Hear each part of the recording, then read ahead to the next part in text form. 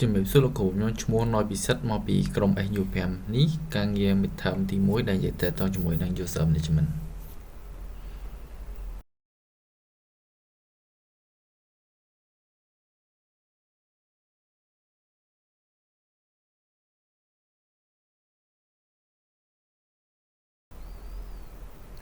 អញ្ចឹងយើងត្រូវ ping ដែលប្រើ SSH ទៅមកដាក់ username យើងណយពិសិដ្ឋ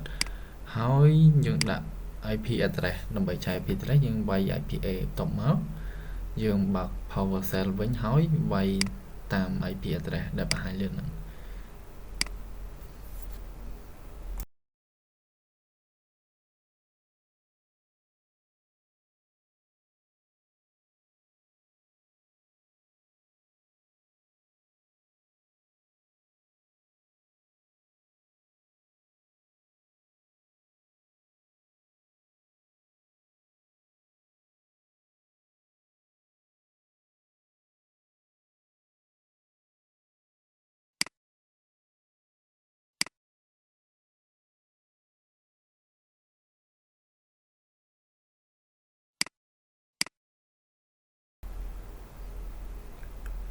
ពេលឃើញ user យើងហើយអញ្ចឹងយើងត្រូវ add user បន្ថែមទៀតដែលប្រើ command sudo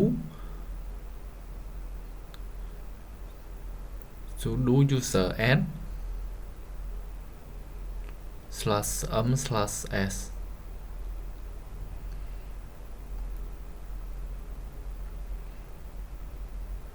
ហើយយើងដាក់ bin bus តមកយើងដាក់ user name ថ្មីរបស់យើង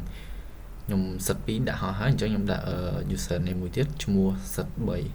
បន្ទាប់មកវាឲ្យយើងវាយ password ហើយអញ្ចឹងយើងបង្កើតបានជោគជ័យហើយតមកយើងវាយ command sudo password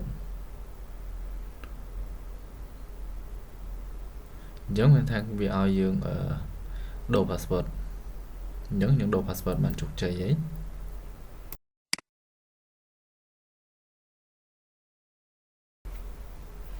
នៅពេលយើងបង្កើត user បានជោគជ័យហើយយើង exit ចេញមកវិញ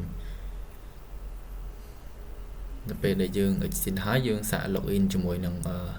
user ដែលយើងទៅបង្កើតបានមិញអញ្ចឹងសម្រាប់ IP យើងវាយ IP ដដែលមក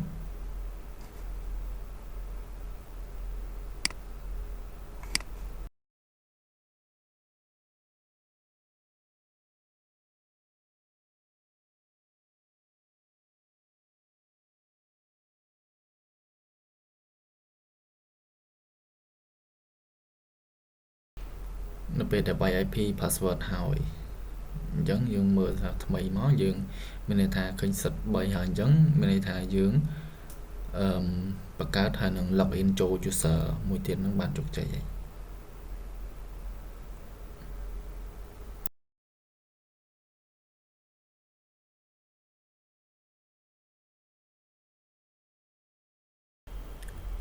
នៅពេលដែលយើងបង្កើត user បានជោគជ័យហើយយើងសាកបង្កើតជាមួយនឹង folder ដែលនៅក្នុង user ហ្នឹងយើងដាក់ mkdir តមកយើងដាក់ឈ្មោះ user ដែលយើងចង់បង្កើតមកអញ្ចឹងខ្ញុំដាក់សិត3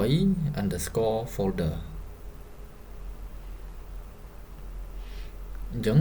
យើងឆែក atlas មកថាយើងឃើញមានអី folder ដែលយើងទៅបង្កើតមិញតមកយើងក៏ log out exit ដើម្បី log out ចេញហើយ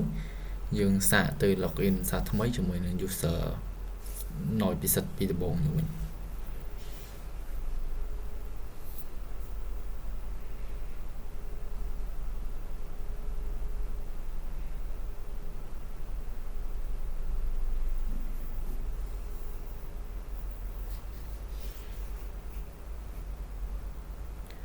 អញ្ចឹងយើងសាក login ជាមួយនឹង user ណយពិសិដ្ឋយើងសាថ្មី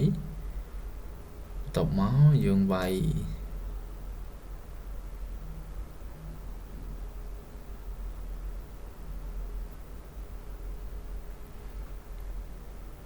តមកយើងវាយ cat ប្រវត្តិ etc ហើយនឹង passwd